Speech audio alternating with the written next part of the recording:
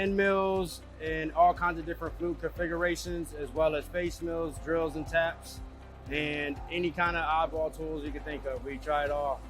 I run a Makino right now, which is 300 plus tools, so we got a good variety of tooling.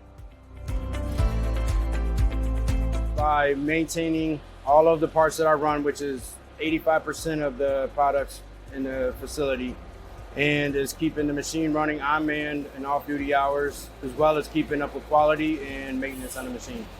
Anyone that I'm involved with is usually quality, engineering, definitely precision, hand and eye coordination, paying attention to details, and being optimistic. Honestly, to be able to take a part that is pretty much an adamant and turn it into like a piece of art.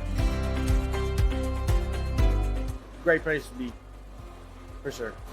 Very family oriented. We work in a very clean environment, but it does get kind of hot in the summertime.